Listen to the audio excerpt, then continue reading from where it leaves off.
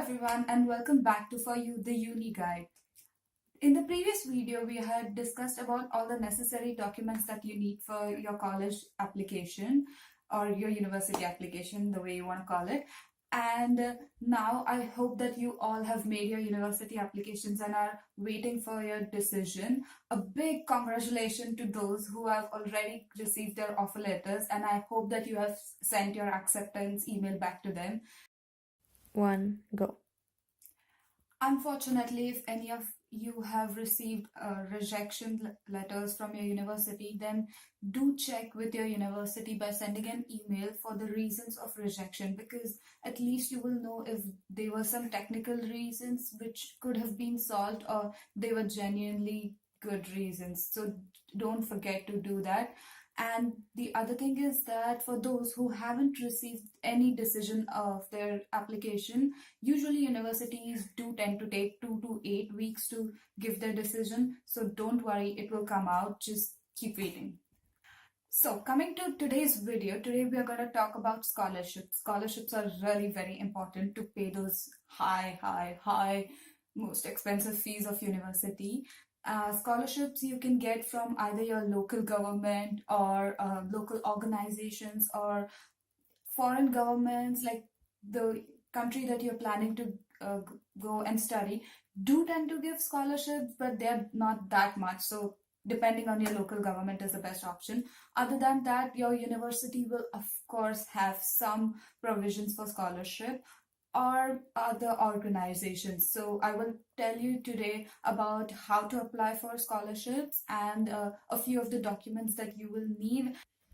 And also in the description, there will be a few links to a few websites for scholarship and a list of details about which organization provides scholarship. I won't be talking in detail about which the types of scholarship or which organization has which scholarship, because everyone has different scholarship. Like some are for PhD, some are for fellowship, some are for research programs, some are for taught programs, some are just for undergrads or specialized undergrads, like maybe undergraduate in engineering, medicine, business, finance. So I'll be in general talking about it. Okay, so let's get started. Okay, so I'm gonna start with the application process for a scholarship.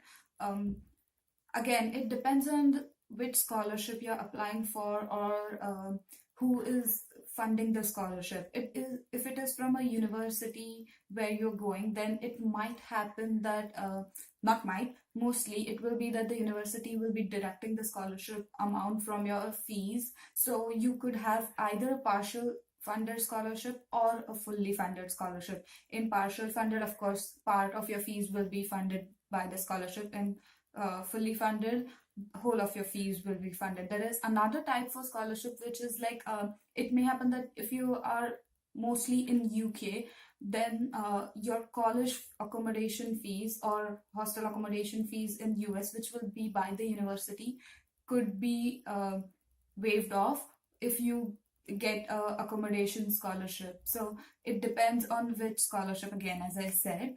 So some universities automatically consider their students international students according to the scholarship criteria for the scholarship, whereas for some universities you have to send them an email requesting them to consider you for the scholarship. So it is really polite and nice if you send an email to your university asking them if they have any scholarship available for you as an international student or a student from a particular country or region, and asking them to consider you as an applicant for the same.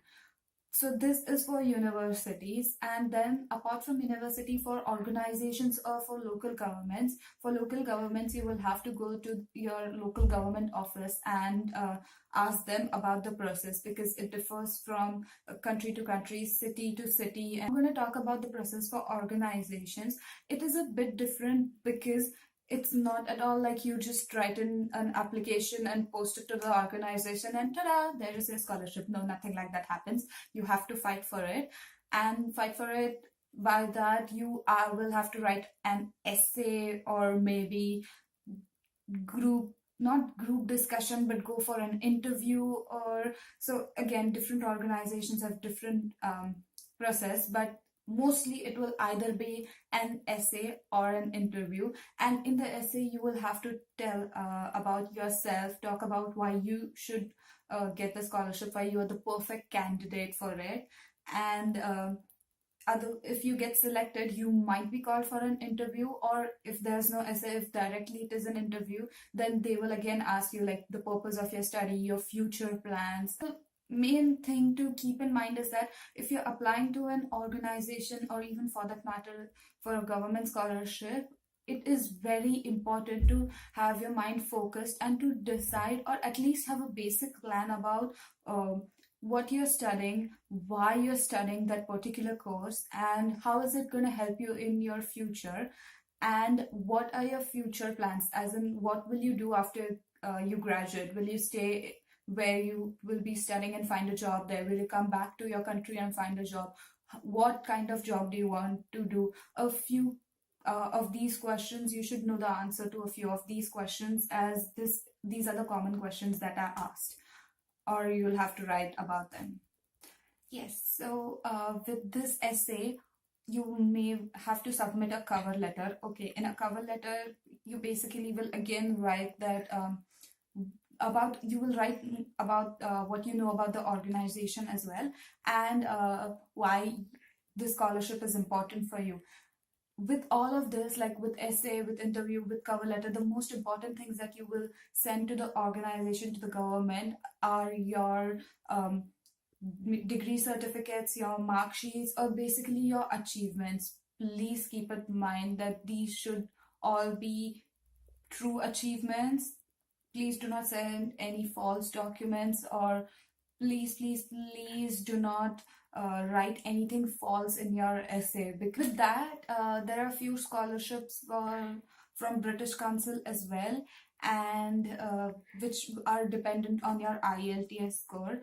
The most important scholarship that all Commonwealth students are eligible to is the Commonwealth Scholarship, which is very, very, very prestigious, and of course very difficult to get as well.